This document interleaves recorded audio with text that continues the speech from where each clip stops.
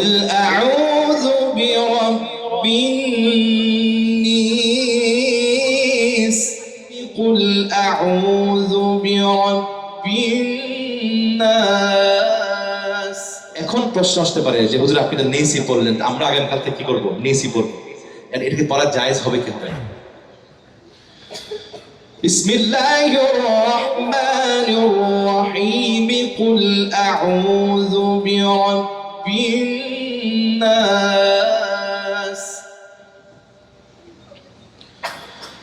ملك الناس إله الناس من شر الوسواس الخناس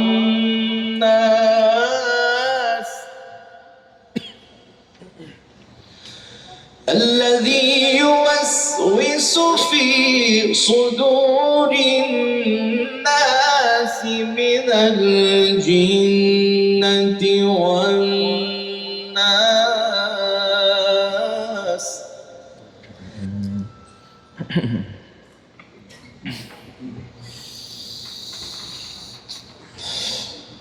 قل أعوذ برب الناس ملك الناس إله الناس من شر الوسواس الخناس الذي يوسوس في صدور الناس من الجنة والناس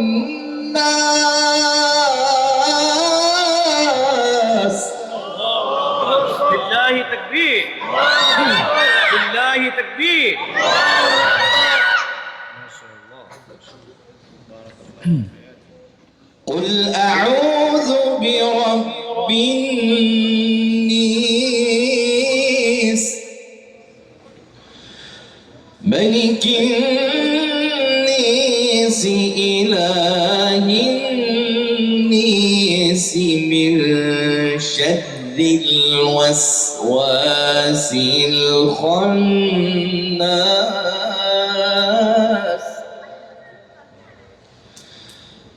الذي يوسوس في صدور الناس من الجنة والناس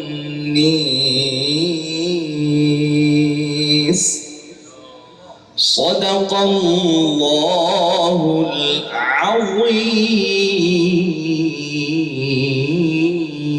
العظيم ما شاء الله ما شاء الله لله تكبير لله تكبير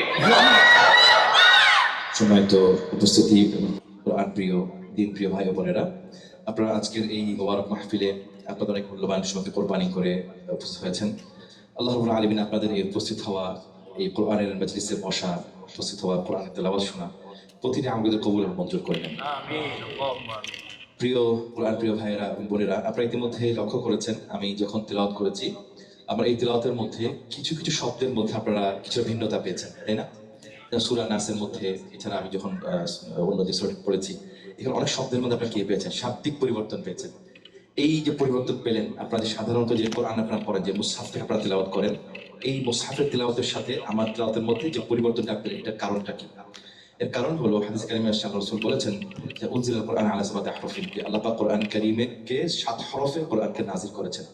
তো এই 7 হরফের যে ব্যাখ্যা, এটা আসলে 7 হরফটা কি? তিনি বলেছেন কোরআনকে 7 হরফে নাযিল করেছেন। ওলামায়ে কেরামগণ এই 7 হরফের ব্যাখ্যায় বলেছেন, যখন আল্লাহ সুবহানাহু কোরআন নাযিল হয় আরবের ওই জমিনে, তখন ওই অঞ্চলে এক এক গোত্রের এক একটা অ্যাকসেন্ট ছিল, মানে আঞ্চলিকতা ছিল। যেমন ধরেন কুরাইশ বংশের একটা ছিল, বা অন্যান্য যে বংশগুলো ছিল তৎকালীন সময়, ওই এক এক বংশ তারা প্রত্যেকেই আরবিতে কথা বলতেন, কিন্তু প্রতিটা গোত্রের মধ্যে নিজস্ব একটা কি ছিল? আঞ্চলিকতা ছিল। যেমন ধরেন আমি একটু বাংলায় বলি, আমাদের যদি ঢাকাতে আমরা বিশুদ্ধ বাংলায় বলি আমি, সেটা যখন বরিশাল যায় তখন সেটা কি হয়ে যায়? মুই। চিটং গেলে আই। মুই যেই, আমিও যেই, আইও সেই। অর্থাৎ অর্থ কিন্তু একটা, মিনিং কিন্তু একটা, কিন্তু অঞ্চল ভিন্ন হওয়ার কারণে কি আসছে? আঞ্চলিকতার মধ্যে, ভাষার মধ্যে কি আসছে? পরিবর্তন আসছে। ঠিক তদ্রূপ যখন কোরআন নাজিল হয়, তখন আল্লাহ পাক এই কোরআনকে বিভিন্ন হরফে 7 হরফে যে নাজিল করেছেন, সামাতে আহরফ যে বলেছেন, এই 7 হরফের কোরআন নাজিল করার মূল উদ্দেশ্যটাই ছিল তৎকালীন সময়ে, তখনকার সময়ে ওইখানে ওই আরবের অঞ্চলে যে গোত্রগুলা ছিল বা যে ট্রাইবস গুলা ছিল, ওই প্রত্যেকটা গোত্র বা ট্রাইবস যেন তার নিজ নিজ অ্যাকসেন্ট, নিজ নিজ পরিভাষা যেন কোরআনকে সহজে তেলাওয়াত করতে পারে, বুঝতে পারে। এটাই ছিল কোরআনকে 7 হরফে নাজিল করার মূল কারণ। ওই যে 7 হরফে কোরআন নাজিল হয়েছে, আল্লাহ রাসূল সাল্লাল্লাহু আলাইহি ওয়াসাল্লাম সাহাবায়ে কেরামকে এই 7 হরফে কোরআন শিক্ষা দিয়েছেন। সাহাবীদের পরে তাবেঈন, তবে তাবেঈন, আইম্মা মুজতাহিদিন, এই সিলসিলা, এই চেঞ্জ এসেছে। এই সিলসিলা ভিত্তিতে আমাদের পর্যন্ত এই কোরআনের এই তেলাওয়াত বা কোরআন আমাদের পর্যন্ত আমরা পেয়েছি বিশুদ্ধ সনদের ভিত্তিতে 10 জন কারি বা 10 জন ইমামের বিভিন্ন কেরাআতের ভিত্তিতে আমরা এই কোরআনকে পেয়েছি। তো কেরাআত মোট কয়টা? 10টা। বিশুদ্ধ কেরাআত কয়টা? মোট 10টা। আরো 4টি কেরাআত আছে, সেই কেরাআত কেরাআতে শাযযা, এগুলো জানা যাবে কিন্তু তেলাওয়াত করা যাবে না, কারণ এর সনদের মধ্যে কি রয়েছে? কিছুটা সন্দেহ রয়েছে। এজন্য যে মুতাওয়াতির, যে কেরাআত মুতাওয়াতির বলা আছে 10টা। তো এই 10টা ইমামের 10টা কেরাআত, আর প্রত্যেক ইমামের 2 জন করে রাবী বা 2 জন করে বর্ণনাকারী রয়েছে। যেমন ইমাম নাফি' হচ্ছে প্রথম ইমাম, ওনার 2 জন রাবী, ক্বাল এবং ওয়ারশ। এবার প্রত্যেকটা ইমামের কি রয়েছে? 2 জন করে রাবী বা বর্ণনাকারী রয়েছে। তো এই 10টি যে ইমামের কেরাআত, এই 10 ইমাম থেকে আমরা 20টি বর্ণনা পেলাম বা 20টি রিওয়ায়াত আমরা পেলাম। আমরা যে কোরআনটা তেলাওয়াত করি, যে মুসহাফ থেকে আমরা তেলাওয়াত করি, আমাদের মসজিদে যে মুসহাফগুলো আছে, এগুলা ওই 20টা রিওয়ায়াতের একটা রিওয়ায়াত মাত্র। এছাড়া আরো কি রয়েছে? 19টা কোরআনের রিওয়ায়াত বা 19টা কোরআনের কপি বিশ্বের বিভিন্ন দেশে এর তেলাওয়াত রয়েছে, এর প্রচলন রয়েছে, এর তালিম বা শিক্ষা, এটার কি রয়েছে? প্রচলন রয়েছে। যেমন আপনি যদি মরক্কোতে যান, তারা ওয়ারশ পড়ে। আপনি যদি সুদান যান, তারা ক্বালুন পড়ে। লিবিয়া যান, তারা ক্বালুন পড়ে। তো এইভাবে বিভিন্ন অঞ্চলে কি রয়েছে? বিভিন্ন রিওয়ায়াতের এই কি রয়েছে? যে প্রচলন, হিফজগুলো রয়েছে। তো আমাদের এশিয়াতে বলি বা আরব দেশের অধিকাংশ আরব দেশগুলোতে বা বিশ্বের অধিকাংশ দেশে আমরা যে কোরআনটা পড়ি ওটাই পড়ে। কেন পড়ে জানেন? এর একমাত্র কারণ হচ্ছে আমরা যে রিওয়ায়াতটা পড়ি, এটার নাম হচ্ছে রিওয়ায়াত হাফস আন ইমাম আসিম। এই রিওয়ায়াত হাফসটা যতগুলো রিওয়ায়াত রয়েছে 20টা রিওয়ায়াতের মধ্যে সবচেয়ে ইজি, সবচেয়ে সহজ কি রিওয়ায়াত হচ্ছে রিওয়ায়াতে হাফস। এইজন্য বিশ্বের অধিকাংশ দেশে যে কোরআন হিফজ করা হয়, রিওয়ায়াত হাফসের যে বর্ণনা ওইটা হিফজ করা হয় এবং এর তেলাওয়াতটা করা হয়, কারণ কি এটা খুবই সহজ। আচ্ছা আপনারা বলেন তো, নাসি পড়া সহজ আর নেসি পড়া সহজ? নাসি পড়া সহজ, তাই না? তো আপনারা বলেন তো, ফাহাদে পড়া সহজ, ফাহাদা পড়া সহজ? ফাহাদা পড়া সহজ। তো এই জন্য রিওয়ায়াত হাফসের যে এই যে রিওয়ায়াতটা, এটা বিশ্বের সবচেয়ে বেশি অধিক তেলাওয়াতকৃত বা পঠিত রিওয়ায়াত, কারণ একমাত্র এটা সবচেয়ে সহজ। বাকি আরো 19টা রিওয়ায়াত কি রয়েছে, প্রতিটি কি রিওয়ায়াত বিশুদ্ধ এবং তেলাওয়াত করা জায়েজ। এটার মানে এই না যে শুধুমাত্র রিওয়ায়াত হাফসটাই কি একমাত্র সঠিক, বাকিগুলো ভুল, না, এটা এরকম না। কারণ প্রতিটা রিওয়ায়াতে কি রয়েছে? বিশুদ্ধ সনদ রয়েছে আল্লাহ রাসূল থেকে। তো আলহামদুলিল্লাহ, আল্লাহ রাসূল থেকে যে সনদ রয়েছে, আমি হচ্ছি 29তম এই সনদের ভিত্তিতে, অর্থাৎ আল্লাহ রাসূল আমার 30তম উস্তাদ, আমি হচ্ছে ওনার 29তম কি শাগির্দ এই কোরআনের এই সিলসিলার ক্ষেত্রে। তো এখন প্রশ্ন আসতে পারে যে হুজুর আপনি তো নেসি পড়লেন, আমরা আগামীকাল থেকে কি করবো? নেসি পড়বো। এটাকে পড়া জায়েজ হবে কি হবে না?